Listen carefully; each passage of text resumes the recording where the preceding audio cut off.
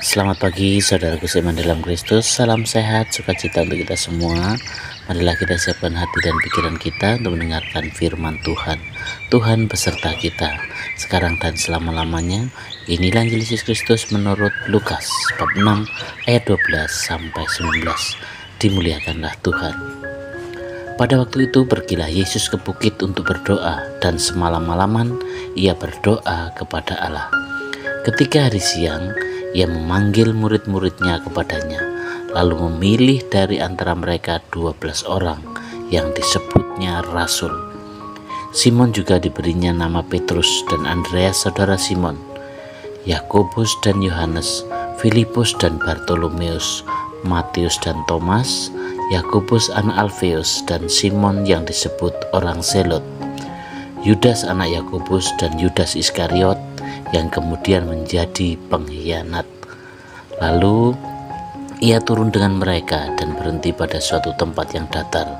Di situ berkumpullah sejumlah besar dari murid-muridnya dan banyak orang lain yang datang dari seluruh Yudea dan dari Yerusalem dan dari daerah pantai Tirus dan Sidon.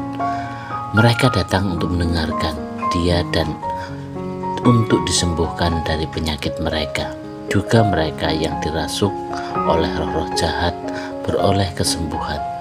Dan semua orang banyak itu berusaha menjamah dia, karena ada kuasa yang keluar daripadanya, dan semua orang itu disembuhkannya. Demikianlah sabda Tuhan. Terpujilah Kristus. Selamat pagi para saudaraku seiman dalam Kristus. Tema renungan kita hari ini adalah bersih dari dalam. Dari Injil Lukas bab 6 ayat 12 sampai 19. Pada waktu itu Yesus pergi ke bukit untuk berdoa, dan semalam-malaman ia berdoa kepada Allah. Ketika hari siang ia memanggil murid-muridnya, lalu memilih dari antara mereka 12 orang yang disebutnya dengan rasul, dan orang banyak datang kepadanya untuk mendengar dia dan untuk disembuhkan dari penyakit mereka. Saudaraku seiman dalam Kristus, doa yang mengubah dan memilih kita semua. Pernahkah kita merasa harus mengambil keputusan penting dan bingung harus mulai dari mana? Yesus juga pernah berada dalam situasi seperti itu. Melalui bacaan Injil hari ini, ia akan memilih 12 rasul, orang-orang yang akan menjadi rekan perjalanan dan pewarta kabar gembiranya. Namun sebelum membuat keputusan besar itu, Yesus tidak langsung bertindak. Ia naik ke bukit dan berdoa semalam-malaman kepada Allah. Saudaraku seiman dalam Kristus, inilah teladan yang begitu luar biasa. Yesus tidak mengandalkan perasaan, logika, atau pengalaman semata. Ia mengandalkan Allah. Doa menjadi sumber kekuatan dan kejelasan baginya. Dari doa itu, Yesus mendapatkan ketenangan dan kebijaksanaan untuk memilih dengan benar. Dan setelah berdoa, Yesus tidak hanya bekerja sendirian. Ia memanggil dan melibatkan murid-muridnya. Inilah tanda bahwa karya Allah selalu dilakukan bersama-sama, bukan sendirian. Kita semua dipanggil untuk menjadi bagian dari karya kasih Allah di dunia ini.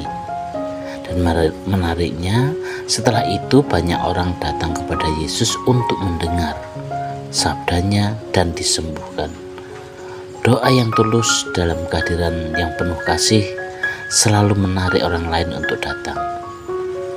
Doa tidak membuat Yesus menjauh dari orang, justru membuatnya semakin dekat dan peduli kepada sesama. Saudaraku seiman dalam Kristus, sebenarnya pesan apa yang dapat kita terima dari bacaan Injil hari ini? Yang pertama adalah mulailah segala sesuatu dengan doa.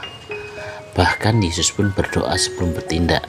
Maka mari belajar menempatkan Allah di awal setiap keputusan hidup kita. Yang kedua, libatkan orang lain. Kita tidak dipanggil berjalan sendirian. Seperti Yesus, mari membangun komunitas kasih dan kerjasama. Yang ketiga adalah doa sejati membawa kita turun dari bukit. Ini artinya doa bukan sekedar kata-kata kepada Tuhan, tetapi juga tindakan nyata untuk menolong, mendengar, dan menyembuhkan sesama. Demikianlah permenungan kita hari ini, dan marilah kita akhiri dengan doa. Dalam nama Bapa dan Putra dan Roh Kudus. Amin. Tuhan Yesus, ajarilah kami untuk berdoa dengan hati yang tulus seperti Engkau. Ketika kami harus memilih dan memutuskan, tuntunlah kami agar selalu setia pada kehendak-Mu. Jadikanlah kami pembawa kasih dan berkat bagi sesama kami. Amin. Dalam nama Bapa dan Putra dan Roh Kudus. Amin.